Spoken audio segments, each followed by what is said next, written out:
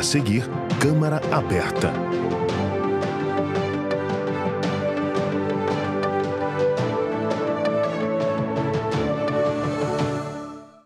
Vem comigo conhecer quem movimenta a nossa cultura. Música, teatro, literatura, artes plásticas, você encontra aqui. Conheça a nossa gente. Se liga na Câmara. Saiba o que os especialistas têm a dizer sobre saúde, educação, infraestrutura. Conheça os seus direitos. A Câmara está aberta. Se liga na Câmara. Confira o que os seus representantes têm feito em benefício da nossa cidade. O nosso jornal é todo seu. Se liga na Câmara.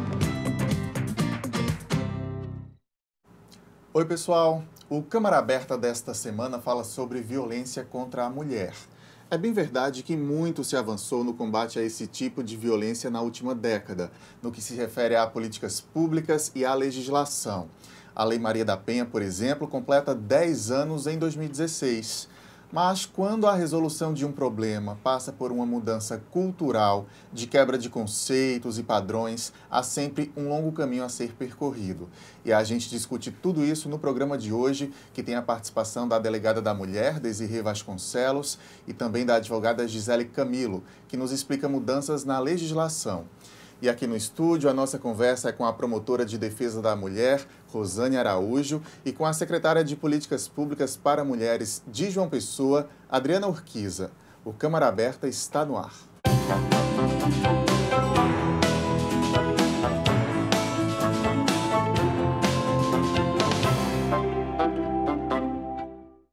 Você de casa que nos acompanha, seja muito bem-vindo a mais uma edição do nosso Câmara Aberta. Doutora Rosane, secretária, muito obrigado também pela presença aqui mesmo. Eu quero começar, doutora, perguntando à senhora o seguinte, para a gente fazer esse programa bem didático mesmo. Quais as atribuições do Ministério Público no que se refere a esse combate à violência contra a mulher? Antes de falar essa questão da atribuição do Ministério Público, o papel do Ministério Público na defesa dos direitos das mulheres, especialmente no combate à violência doméstica, é importante dizer que quando a gente trata de violência, a gente vive num Estado ou numa sociedade considerada ou rotulada como uma sociedade moderna, ela é mais inclusiva, ela é mais igualitária, ela dá mais liberdade, é uma sociedade que nos deu mais acesso à educação, mais informação, enfim. Mas aí, como é que, apesar de se viver num ambiente desse, em tese mais inclusivo, mais respeitoso, como é que ainda permanece o fenômeno da violência cada vez mais presente? A violência no sentido amplo. E quando a gente vai para a violência doméstica, num ambiente que naturalmente seria o lugar de aconchego, do respeito, aliás, onde germinado esses valores. Mas, de forma paradoxal, é nesse ambiente que também é gerado esses antivalores ou esses comportamentos que faz com que no ambiente social se tenha uma postura, vamos dizer assim, que contraria esses valores. E aí é um desafio eterno de todas as entidades que compõem esse sistema que nós chamamos assim de proteção à mulher. É um desafio todos os dias para a gente fazer esse combate, para compreender esse fenômeno, que é um fenômeno complexo. A violência em si é um fenômeno complexo, multicausal. Se você perguntar assim, qual é a causa? São muitas causas, né? Por isso que a gente diz que ela é multicausal.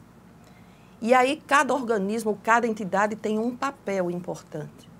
Hoje no sistema de justiça de proteção à mulher, temos dois viés. Tem o viés de defesa na área civil e na área criminal. Então, a parte de repressão e a parte de proteção. E o papel do Ministério Público, a Constituição nos define como uma entidade essencial, permanente, para a defesa dos direitos indisponíveis do indivíduo e da sociedade, do regime democrático e do ordenamento jurídico. Então, o papel nosso de defesa da mulher é em razão disso, de se entender que a dignidade da mulher ela é um direito fundamental não só pertencente à mulher, mas toda a sociedade. Então, por isso que existe uma lei, porque aí às vezes é até recorrente se perguntar assim, mas por que uma lei Maria da Penha especificamente para as mulheres e não para os homens? É porque, historicamente, essa igualdade que nós lutamos tanto, embora há muito tempo, ou de um certo tempo, exista uma igualdade na lei, que a gente chama de igualdade formal, de forma concreta e real, ou essa igualdade que a gente chama substantiva, ela ainda não foi alcançada. Então, é preciso essas políticas, né, doutora, afirmativas, compensatórias, para que aquelas diferenças históricas a gente possa... E aí o Ministério Público entra como esse guardião que é, por excelência, dos direitos fundamentais. Então, nós somos nós que processamos criminalmente os agressores, e também pedimos aquilo que é mais, vamos dizer assim, novo na Lei Maria da Penha, que são as medidas protetivas. Diante de uma situação de risco concreto, real, as mulheres buscam qualquer sistema. Pode ir, a primeira porta de entrada normalmente é a delegacia, mas também pode vir ao próprio Ministério Público denunciando aquela violência que ela está sofrendo, e nós fazemos os pedidos das medidas protetivas e fazendo todo o acompanhamento sem faltar de dizer que o Ministério Público é, dentro do sistema de justiça, aquele que a gente chama o fiscal da lei. Então, a gente está atento a todos, se isso está de forma adequada, os procedimentos estão devidamente tramitando como a lei prevê, e é esse o papel, por excelência, do Ministério Público. Secretária, aí onde é que entra o Poder Executivo do município com essas políticas públicas para se unir ao Ministério Público, se unir a outras entidades, outros órgãos, outras instituições e lutar no combate à violência contra a mulher? Bom, antes de tudo, bom revê-la, viu? Mas, como a doutora Rosana bem disse, nós trabalhamos com mudança de comportamento, né? E isso requer atitudes em rede, né? Por exemplo, nós temos Secretaria de Políticas Públicas para as Mulheres, nós fazemos parte de uma rede de atendimento, uma rede de enfrentamento à violência. Temos o Centro de Referência da Mulher, e isso vem o Tribunal de Justiça, a Promotoria da Justiça. Então, toda essa união faz com que a gente tenha essa rede de proteção para o enfrentamento, né? Então, a Prefeitura Municipal de João Pessoa, a Secretaria de Política para as Mulheres, nós trabalhamos para efetivar as políticas públicas, né, em relação às mulheres.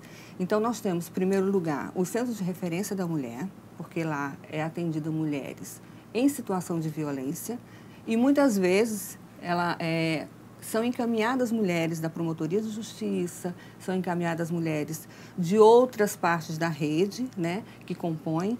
E a gente faz esse atendimento com uma equipe multiprofissional. Então, nós temos psicólogas, assistentes sociais, tem a parte jurídica que acolhe essa mulher, né, e encaminha, caso ela necessite, naquele momento, ir para uma delegacia. Então, a gente vai com a nossa equipe para a delegacia. E o nosso principal papel é quebrar esse ciclo da violência. É o nosso maior desafio. Que é enorme, né, secretária? Que é enorme. Passa por essa questão cultural, que é um grande obstáculo mesmo, Com né? certeza, com certeza. Então, para que a gente quebre esse ciclo da violência, a gente precisa também ter ações, né, e políticas para também ajudar essa mulher a sair dessa violência. Não é só quebrar o ciclo e tchau, né, e deixar essa mulher...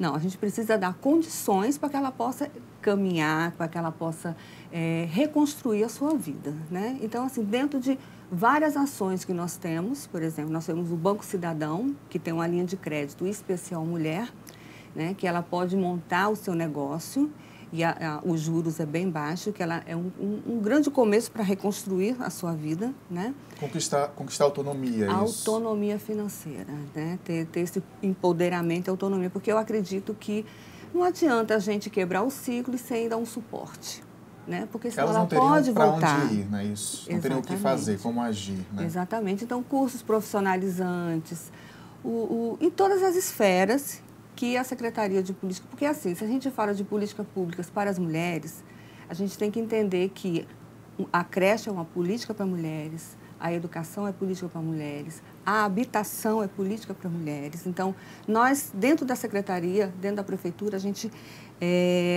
faz toda essa intersetorialidade com as outras secretarias para que possa ser efetivado realmente a política da mulher, né, em todas as esferas.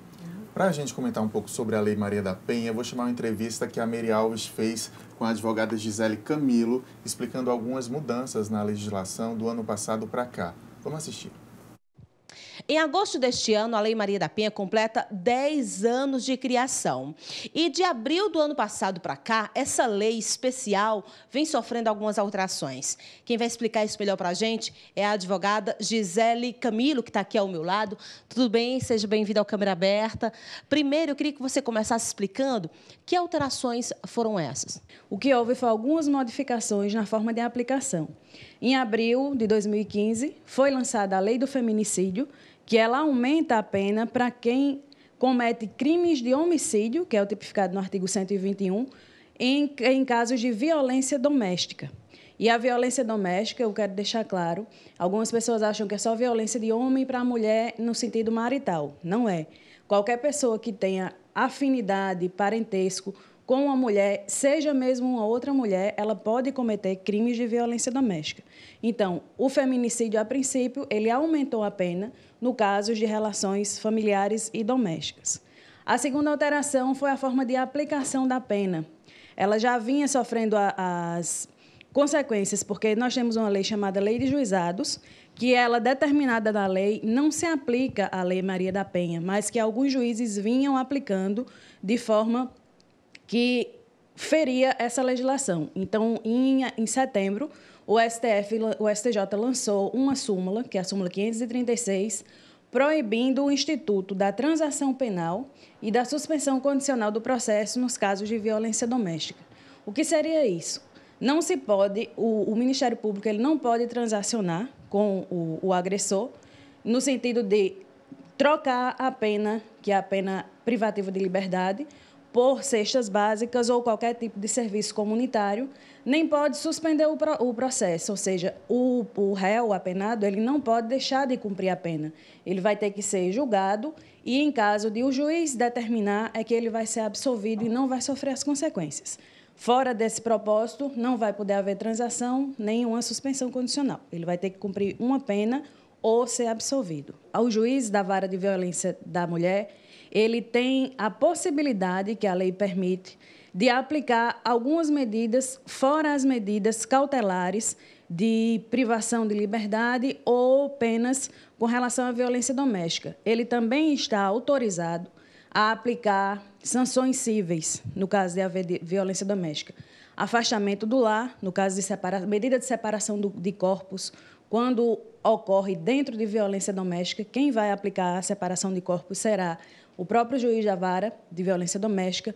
Ele vai poder aplicar pensão alimentícia provisória até que seja determinada a separação judicial de fato. E também ele vai poder determinar a guarda provisória, com afastamento, guarda provisória dos filhos, com afastamento do autor do fato delituoso. Ele vai poder ou suspender as visitas do pai, se for o agressor, ou vai poder determinar dias em que ele vai poder visitar aquela família.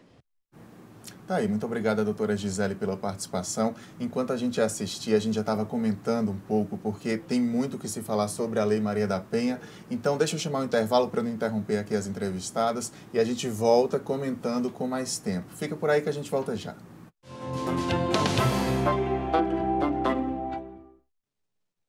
Leis curiosas pelo mundo. Você sabia que numa cidade do Canadá é proibido capturar peixe com as mãos? Tem também uma cidade na Inglaterra que não permite beijos nas estações de trem. Ah, e em Haifa, lá em Israel, você não pode levar de jeito nenhum um urso para a praia. Existem leis que você não conhece, mas as de João Pessoa você pode conhecer. Acesse o site da Câmara Municipal e veja todas as leis municipais e os projetos que estão em tramitação na Câmara. Transparência é cidadania e a gente leva isso a sério. Quero começar o meu discurso dizendo que, como vereador, vou priorizar a área da educação. Esse é o caminho para a construção de um futuro melhor. Queremos priorizar também a construção de mais casas populares. Afinal de contas, uma cidade só pode crescer de forma organizada quando possui o cidadão como prioridade. Vamos também Com a sua participação, os vereadores ajudam a construir um futuro melhor. Câmara Municipal de João Pessoa. Câmara Aberta está de volta hoje discutindo violência contra a mulher. Estamos recebendo a promotora de defesa da mulher, Rosane Araújo, e a secretária de Políticas Públicas para Mulheres de João Pessoa, Adriana Urquiza. A gente, no finzinho do primeiro bloco, já falou um pouco sobre a Lei Maria da Penha, doutora, completando 10 anos agora em 2016. É, de fato, uma grande conquista e vem modificando esses obstáculos todos? Sem dúvida. É um marco. É um marco. Claro que a gente levou um bom tempo para chegar à Lei Maria da Penha, mas, por óbvio também, ela, por si só, ela não vai resolver todos os problemas. Mas ela é um instrumento muito valioso porque ela traz grandes... novos paradigmas. Por exemplo, hoje se trabalha de forma articulada, intersetorial. Você veja que está aqui o Ministério Público, existe uma promotoria especializada em defesa da mulher, existe um poder judiciário especializado para a defesa da mulher, existe secretarias especializadas. Mas por que isso? A gente deve sempre se fazer uma pergunta. Por que tudo isso? Porque a família é a célula máter de toda a sociedade. Onde tem uma família forte, estruturada, terá uma nação forte, democraticamente forte, com pilares fortes. E nós somos nós vivemos ainda num grande paradoxo. A própria ONU tem reconhecido que o mundo está vivendo um grande surto de violência contra a mulher. 7 em cada 10 mulheres no mundo são vítimas de violência. E mais da metade são vítimas daqueles que, em tese, seriam aqueles que queriam mais protegê-las, não digo nem a palavra proteger, que teriam uma relação mais saudável, mais respeitosa, que é aquele parceiro, né? Enfim. Então, a importância da Lei Maria da Penha, porque trouxe esse rompimento de paradigmas, de se trabalhar de forma articulada entre diversos setores, e também trouxe instrumentos importantes, né? Um deles é também, na medida em que, como ressaltou aqui a secretária, que se trabalha no empoderamento da mulher para que ela possa sair desse ciclo da violência, que é outra coisa para a gente entender. A gente pensa que essa violência bateu, foi uma vez só e nasceu do nada. Não.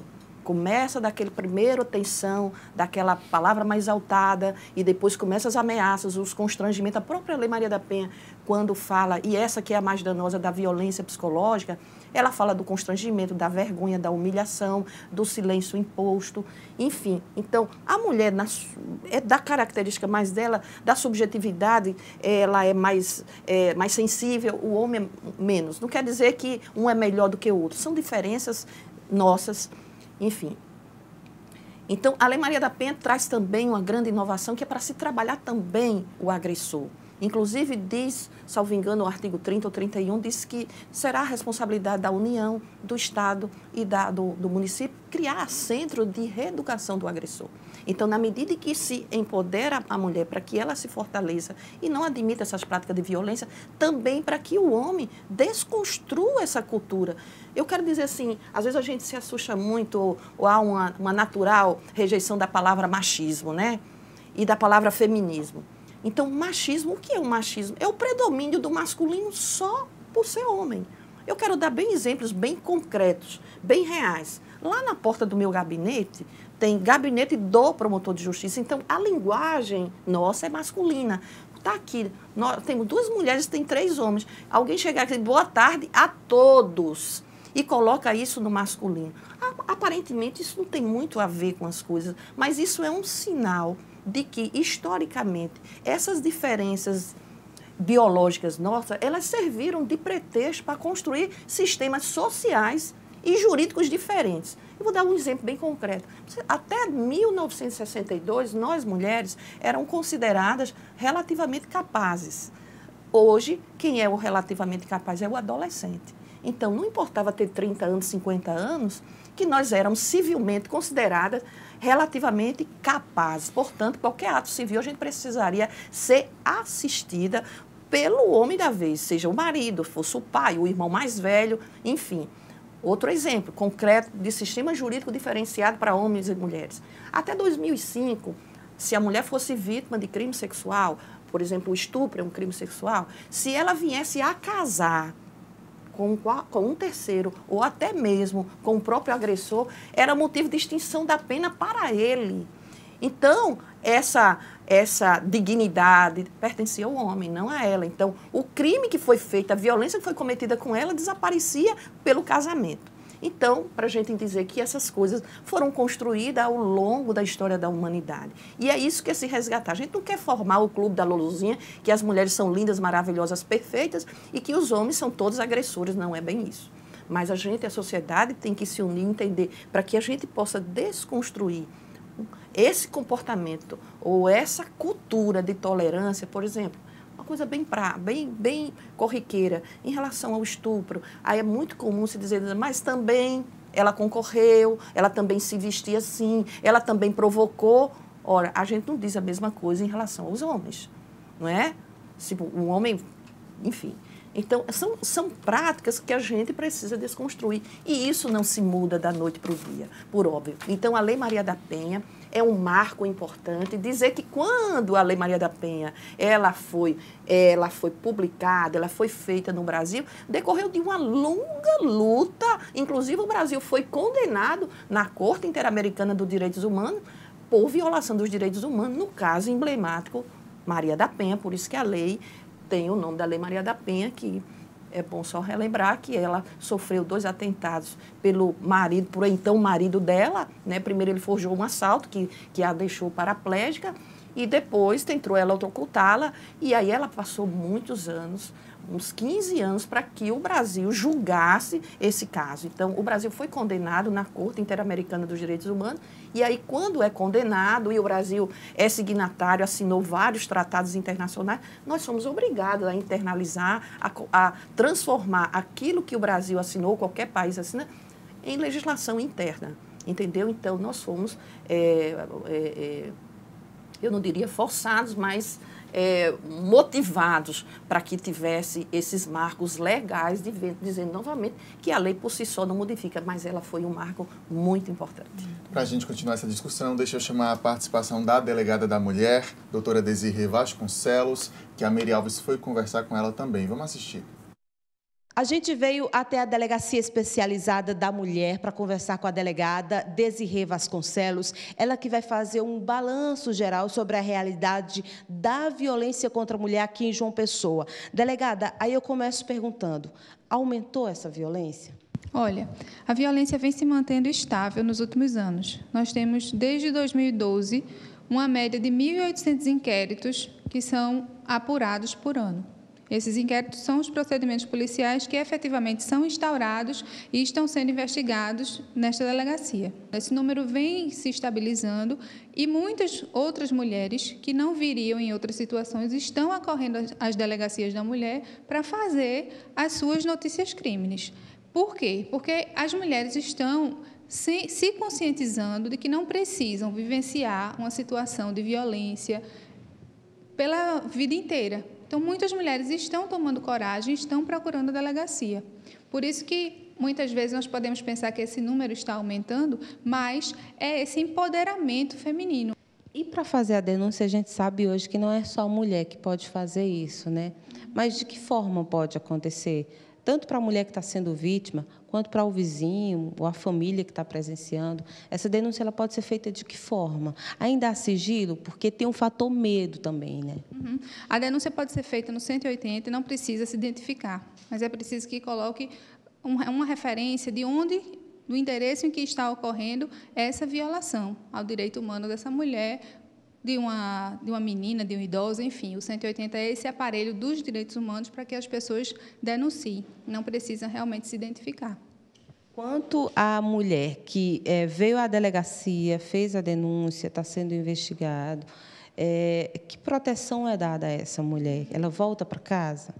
Nós pedimos a medida protetiva e, na maioria das vezes, sim, essa mulher volta para casa, porque, na maioria dos nossos casos aqui instaurados, a mulher ela não quer romper com o casamento, com a união que ela mantém. Ela quer viver, ela quer ser feliz com esse companheiro, contanto que ele aprenda a conviver de uma maneira equânime, que consiga dividir as questões sem subjugar essa mulher. Quando nós temos mulheres que estão numa situação de efetiva ameaça de morte, nós temos o projeto que é o SOS Mulher, que é a entrega de um aparelho como esse, um aparelho semelhante a um aparelho celular, e ela pode teclar no dispositivo vermelho se ela tiver realmente numa situação de perigo, de aproximação de um agressor. Imediatamente uma viatura vai se deslocar ao endereço daquela mulher para verificar o que está acontecendo. Então, é uma forma que nós conseguimos, né, graças a essa iniciativa desse projeto, de melhorar aí o nosso trabalho em tutelar a vida dessa mulher. Ok, então, muito obrigada pelas informações, delegada Lael. Tá aí, muito obrigado a Meire, muito obrigado, doutora Desirê, pela participação. A gente tem 2 minutinhos só, queria deixar as senhoras livres para, se quiser mandar um recado para a mulher ou para os homens, já que essa questão cultural que a gente está falando, que caminho, secretária, para a gente continuar nesse combate à violência contra a mulher? Eu gostaria de deixar esse recado, né, para as mulheres, né, que se elas estiverem nesse ciclo de violência e precisar de ajuda, de acolhimento, nos procure no Centro de Referência da Mulher. Vou deixar o número aqui, o 0800 283 3883, que a gente vai ser bem acolhida e ver como é que a gente faz para colocar essa mulher nessa rede de atendimento, né?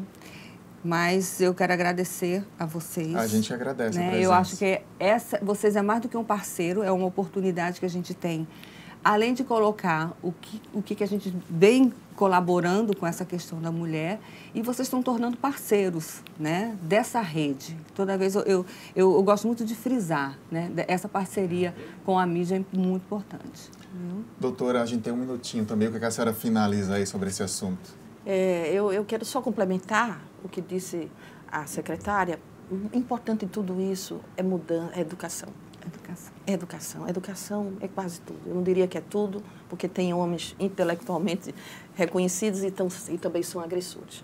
Mas isso é muito importante. Então, isso leva um certo tempo. Então, começa as nossas práticas diárias, e dizer não só para a mulher, porque, como foi dito em uma das falas, ela, quando está no ciclo da violência, ela quer sair desse ciclo da violência e, na maioria das vezes, não quer sair do relacionamento. E aí dizer que nós, as instituições, o Ministério Público também está com portas abertas para fazer esse acolhimento. E dizer também que é muito importante, nesse processo de educação, de mudança de postura, um trabalho como esse, de divulgação, de dizer, olha, existe a Lei Maria da Penha, mas não é para assustar o agressor. Na verdade, é um instrumento importante, como eu já reiterei, nesse processo de mudança de comportamento. É isso que se quer, que a gente não pode mais tolerar o que sempre foi intolerável. Muito se diz assim, a violência contra a mulher aumentou. Eu digo sempre que, aparentemente, ela aumentou, mas eu digo que não. Aquela violência que antes era invisível, restrita ao ambiente privado, a mulher ia procurar auxílio aonde? Não tinha por quê, porque muitas vezes ela desacreditava naquela narrativa dela, enfim. Então, como complemento, eu tenho que dizer, sempre exaltar o respeito acima de tudo, e essa igualdade, respeitando as diferenças, porque homens e mulheres são diferentes, e nasceram para se complementarem, não é para competirem, porque de forma simbólica, de forma na subjetividade ou nas entranhas, eu costumo dizer, quando eu estou trabalhando em cada processo, que o que é difícil não é o processo no aspecto processual, mas é no aspecto da subjetividade, da história que cada um carrega, e que a gente tem que trabalhar nesse sentido de proteção dos direitos humanos, da mulher, do filho, que é outra coisa que a gente podia ter falado aqui, dessa perpetuação do ciclo da violência, porque esse filho que hoje viu e assistiu essa violência de forma contumaz ou corriqueira na sua casa, possivelmente virá a ser o próximo agressor. E a menina que assistiu, possivelmente, eu não estou dizendo certamente, será essa violência. Então, é isso, esse trabalho articulado de educação, um instrumento valioso como a televisão, como a imprensa, pode nos ajudar nesse processo todo. Muito obrigado às duas, mais uma vez. Eu reitero que estamos aqui de portas abertas para continuar discutindo esse assunto e até a próxima. Você de casa que nos acompanhou, muito obrigado também pela companhia. A gente volta na semana que vem. Um abraço.